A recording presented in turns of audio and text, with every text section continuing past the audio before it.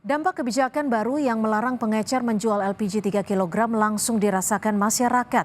Lalu bagaimana memastikan kebijakan pemerintah soal subsidi energi tepat sasaran tanpa mempersulit masyarakat untuk mendapatkannya? Kita akan bahas bersama anggota Komisi 6 DPR RI fraksi Demokrat, Pak Herman Hairun, dan juga pengamat kebijakan publik Pak Agus Pambagio. Selamat petang Pak Agus, Pak Herman, terima kasih sudah bergabung bersama kami di Kompas Petang. Selamat petang. Selamat petang. Ya, Pak Herman, betul ya Komisi 6 akan segera memanggil Pertamina terkait dengan kebijakan ini? Ya, kebijakan itu kan dari pemerintah ya. Namun kan Pertamina sebagai executing agencies yang selama ini menyalurkan subsidi LPG 3 kg tentu memiliki data dan situasi bagaimana sesungguhnya yang harus dilakukan. Ini kan persoalannya yang tadinya gas LPG itu ada di pengecer-pengecer, di warung-warung, di toko-toko. Sekarang kan ada di satu titik pangkalan yang itu merupakan penyalur resmi. Ya. Nah ini kan dasar masalah utamanya itu adalah apakah tepat sasaran atau tepat harga, ya. Karena semakin panjang mata rantai, harganya juga melampaui harga eceran tertinggi. Nah, yang kedua juga semakin terbuka cara penyaluran barang bersubsidi juga semakin besar kemungkinan terjadinya pelanggaran terhadap ataupun semakin tidak tepat sasaran. Nah, ini faktor utamanya kan di situ. Nah, kalau faktor utamanya di situ, semestinya sistem pengawasan dulu, ya, sehingga masyarakat kemudian tidak kaget yang biasanya di warung-warung toko-toko ada, sekarang nggak ada. Pada sisi lain juga tidak pernah diketahui di mana sesungguhnya ini pangkalan ini. Padahal berarti dari Komisi 6 DPR sendiri mengakui bahwa memang mitigasinya tidak disiapkan dengan baik sehingga bisa dilihat tadi bahwa terjadi kelangkaan sehingga warga sulit mendapatkan gas LPG ini. Ya, transisinya menurut saya tidak diketahui ya. Masyarakat tidak mendapatkan informasi yang utuh. Di mana pangkalan itu berada juga tidak semuanya tahu. Sehingga kemudian yang menganggap ini persoalan ini langka. Kalau dikatakan langka, saya setuju dengan Pak Bahlil, Menteri SDM, bahwa barang itu ada. Karena memang tidak dikurangi, volumenya juga tetap. Dan semestinya ya tidak langka semestinya gitu. Nah, tidak langka itu menurut saya ini karena ada pola penyaluran LPG bersubsidi. Sehingga saya juga memberikan pernyataan bahwa sebaiknya ini dikaji ulang.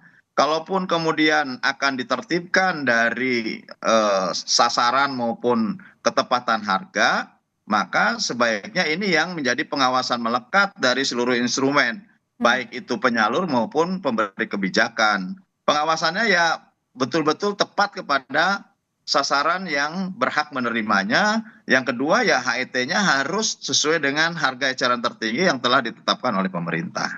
Saya ke Pak Agus. Pak Agus, kita tahu bahwa niatnya adalah baik ketika gas LPG 3 kg ini diharapkan bisa tepat sasaran. Namun kendalanya saat ini yang terjadi di masyarakat adalah warga kesulitan untuk mendapatkan. Bagaimana Anda melihat kebijakan baru ini? Begini, semua kebijakan pemerintah itu kan biasanya dengan buzzer management ya. Nah, kali ini tidak pakai buzzer nih. Artinya ada miskomunikasi yang tidak digunakan oleh pemerintah. Dari awal saya setuju karena subsidi untuk LPG 3 kilo ini disalahgunakan oleh banyak tingkat masyarakat yang seharusnya tidak berhak untuk memperolehnya ini. Importnya sudah sekitar 70 juta ton per tahun. Nah, ini besar sekali. Ya kan, dan itu juga rantainya panjang sekali. Di kita sulitnya untuk mengontrol harga, tadi oleh Pak Ketua Komisi sudah sampaikan, sulit sekali mengontrol HET itu. Memang HET itu di tingkat bukan di pengecer, sementara pengecer kita bisa sampai rantai paling bawah. Nah, ini yang memang harus ditertibkan. Di sini ada persoalan komunikasinya saja.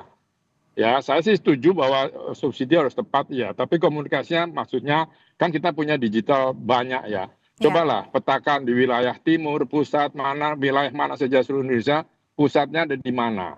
Terus buka jam berapa, bagaimana mekanismenya untuk memperolehnya. apakah digilir per kecamatan misalnya atau apa, itu semua harus secara detail disampaikan. Kan bisa menggunakan digital media sosial dan sebagainya. Urusan politik saja bisa pakai buzzer, mengapa ini tidak pakai buzzer? Gitulah kurang Jadi lebih. justru saat dibutuhkan buzzernya tidak bisa memberikan sosialisasi kepada masyarakat. Tapi gini Kurang Pak lebih Agus, begitu. Pak Agus tapi gini, saat ini yang terjadi di masyarakat adalah kebingungan. Kita tahu bahwa sebenarnya sudah ada informasinya di website Pertamina di mana bisa mendapatkannya dengan Nggak harga bisa, berapa, nggak tapi bisa. tidak diketahui oleh Sangat masyarakat. sulit.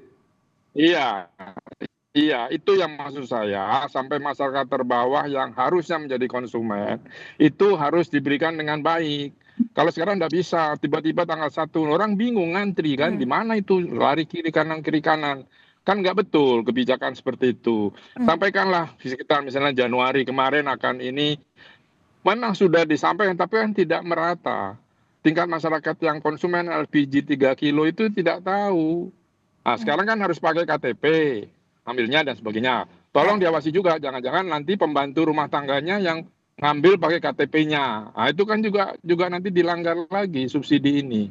Nah, detail untuk tadi saya juga sempat bicara dengan Pak Menteri. Tolong siapkan mitigasinya dengan baik.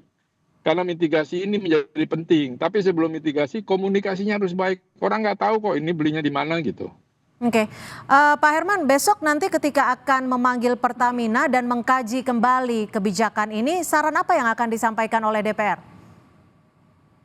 Ya, pertama tentu kita jangan serta-merta kemudian memutus mata rantai pemasarannya. Artinya bahwa kalau sampai saat ini masih menggunakan toko ataupun warung, menurut saya ya masih beri kesempatan. Sambil secara bertahap tentu melibatkan pengawasan dari seluruh agen dan pengecer.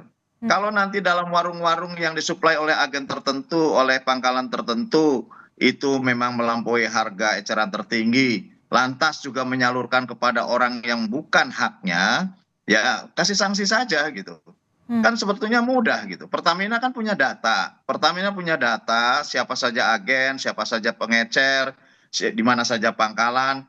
Nah, dipersyaratkan silakan Anda menggunakan pemasaran bertingkat melalui warung, melalui toko, tetapi Anda juga harus tertib dan patuh terhadap aturan-aturan pemerintah. Sehingga ketika harus tepat sasaran, ya Anda harus tepat sasaran. Dengan cara apapun marketing, Anda yang bertanggung jawab harus tepat sasaran. Bagaimanapun juga pemerintah memberikan subsidi ini adalah untuk meringankan beban masyarakat.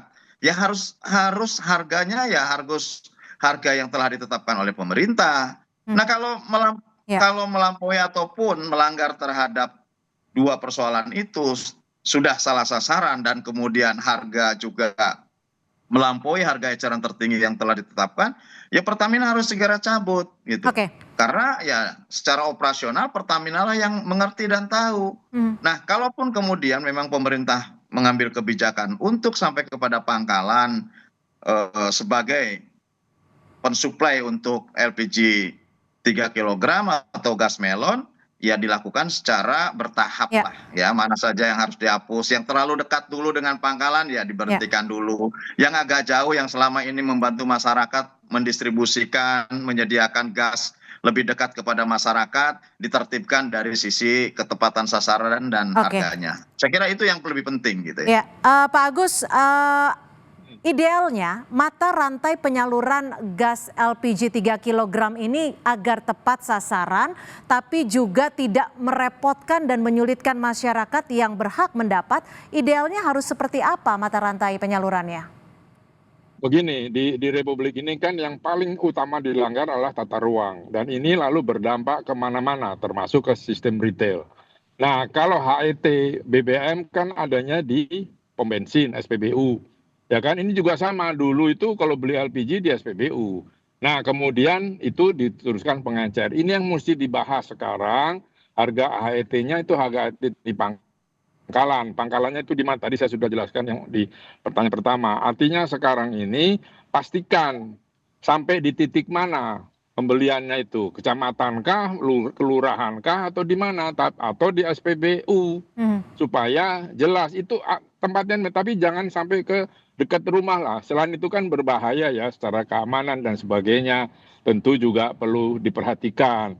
Nah selama ini pengecaran LPG itu sampai ke sangat tetangga sebelah rumah pun bisa. Itu sebetulnya yang harus ditata. Nah tapi pastikan harga HET itu sama di seluruh Indonesia. Kalau itu nanti urusan Pertamina bagaimana harga diskonnya untuk mereka, gitulah kurang lebih. Ini bukan hal yang sulit tapi menjadi sulit karena banyak penikmat, banyak rentenir yang ikutan di situ. Itu yang jadi persoalan. Ya, tapi singkat saja untuk melihat ataupun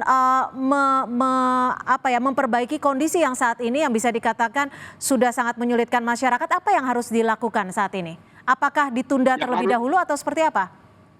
Ditunda oke, tapi mitigasinya jelas. Tadi yang kita sampaikan, tadi Pak Herman juga sampaikan. Ditunda boleh jangan terlalu lama karena ini biaya untuk subsidinya besar sekali. Pastikan dalam sebulan masyarakat paham. Tinggal pakai media sosial banyak. Dari titik-titik itu tentukan di mana mau diambil. Di pengumpulannya di mana, tulis saja mungkin satu di setiap RW ada satu atau bagaimana, tapi harus diatur dengan sampai ke paling bawah, itu repot nanti. Dan harganya akan menjadi mahal. Baik, terima kasih Pak Agus Pambagio, pengamat kebijakan publik, dan juga Pak Herman Khairun, terima kasih dari Komisi 6 DPR RI. Terima kasih, selamat sore.